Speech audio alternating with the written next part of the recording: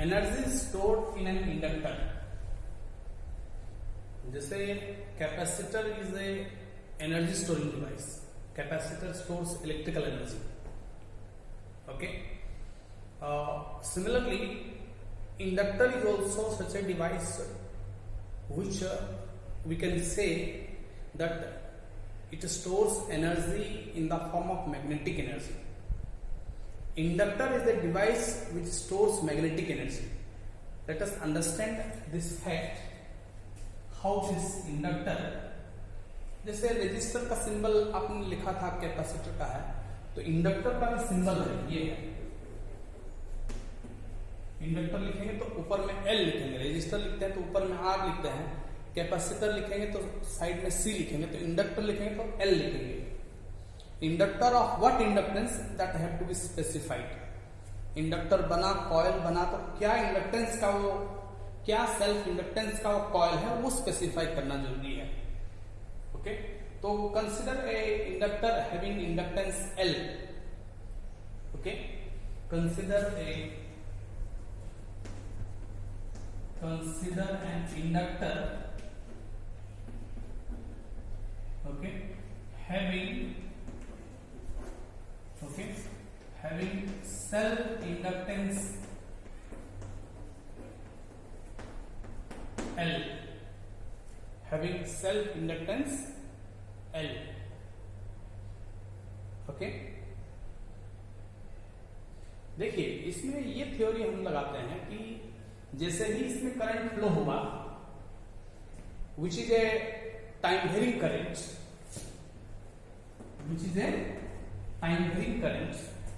the moment the current flows, the moment a time varying current flows through a coil, the coil induces an EMF and thereby it produces a induced current, and the induced current is such it opposes the input current.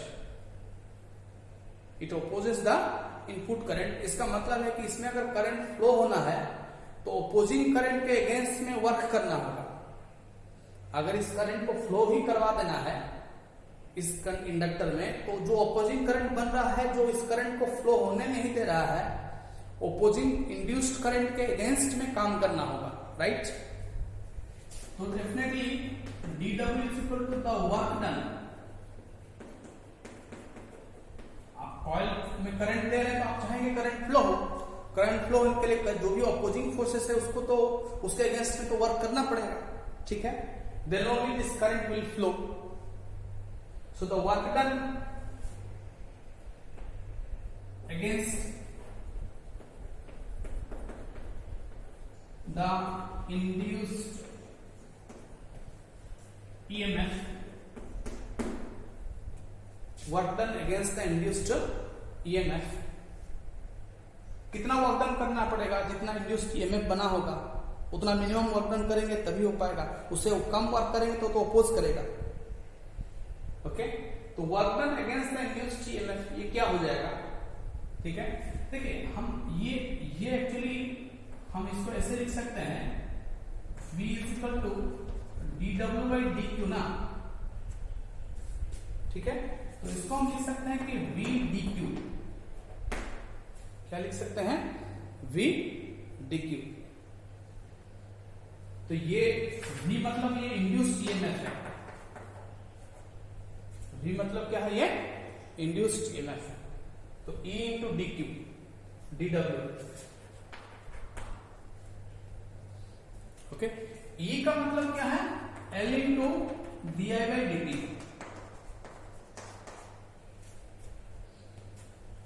E का मतलब क्या है? According to Faraday's law L into di by dt. Magnitude अगर हम देखें, ठीक है, तब देखिए ये dq है, ये dt है, तो dq by dt को एक जगह क्या सकता है, तो dq by dt I हो जाएगा. ठीक है, so this can be written like this, L into di into dq by dt लिख सकते हैं, कोई दिक्कत नहीं है. तो dq by dt ये हो गया करंट. ठीक है, तो this is now LI di. In fact ये कहा गया है कि जो भी वर्क डन करेगा ये input current to oppose the induced current, that work done is converted into magnetic energy. That work done is converted into magnetic flux, and that is stored in the inductor.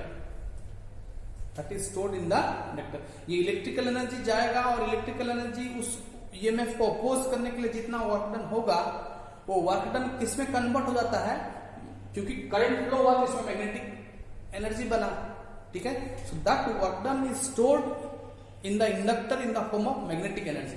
इसमें एक line हम लिख देंगे तो clarity रहेगा, ठीक है. इसमें मैं मिटाऊं इसको, ऊपर लाइन को मिटाता हूं. ओके, तो मैं यहां पे लिख सकता हूं कि this work done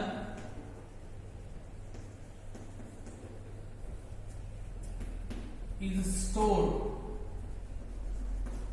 This work done is stored in the inductor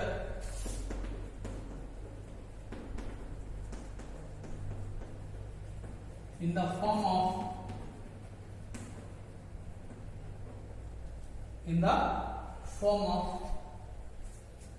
मैं इसको मिटा रहा हूं dw the work done against the induced EMF लिखिएगा. v dq, v के बदले इंड्यूस्ड ईएमएफ e लिखिएगा, e के बदले l di by dt. इधर dw फिक्स है तो फिर ये dl di by dt, ये dq by dt i डाल दिया, l i di हो गया. In the form of magnetic energy, in the form of, लिखते चलिए आप लोग भी, in the form of magnetic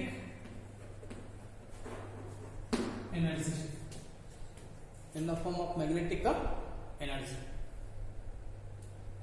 तो वही है कि energy stored in inductor, magnetic energy store हो रहा है. हमने इनपुट इसको इलेक्ट्रिकल एनर्जी दिया था, ठीक है. ओके, अब इसको हम इंटीग्रेट करेंगे, टोटल वर्क डन निकालेंगे तो टोटल एनर्जी आएगा. इंटीग्रेटिंग ऑन बोथ साइड्स, इसको इक्वेशन 1 बनाइएगा. ओके, तो integrating on both sides with suitable limits डाल सकते हैं, ठीक है. Integrating on both sides,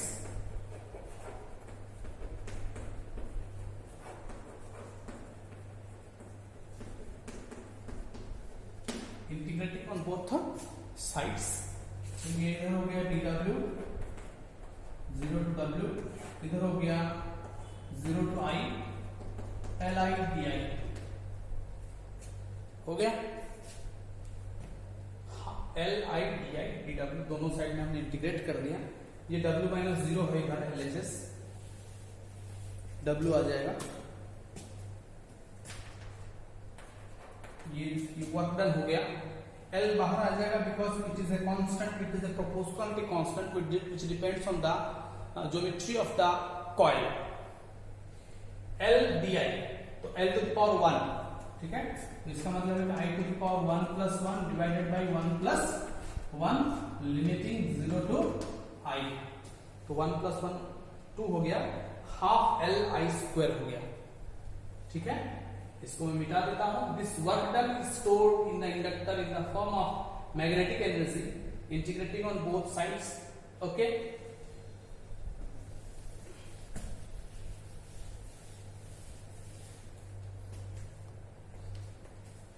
so that implies, इस मैग्नेटिक एनर्जी को UM लिख सकते हैं, ठीक है. The energy stored in the inductor, the energy stored in the inductor. Next class में इसका न्यूमेरिकल करेंगे, ठीक है. the energy stored in the inductor is equal to half Li square, half Li square, ठीक है. आप याद कीजिए, energy stored in a capacitor half CV square, energy stored in a capacitor जब हम पढ़ते हैं तो हाफ सीवी स्क्वायर कहते हैं. तो वहां जो कैपेसिटेंस का रोल था कैपेसिटर में, अब यहाँ कॉइल में इंडक्टेंस का रोल है, बाकी सब सेम है. देखिए वहां पे V था, यहाँ पे I है, लेकिन उसी पैटर्न में है. There is analogous in the formulas, analogy in the formulas, ठीक है। हाफ के स्क्वायर हम पढ़े थे 11 में, ठीक है। Total energy in simple pendulum का जो एनर्जी हम निकाले थे, हाफ के स्क्वायर, हाफ सीवी स्क्वायर हमने पढ़ा था energy stored in capacitor, energy stored in inductor half L I square, half L I square. Okay,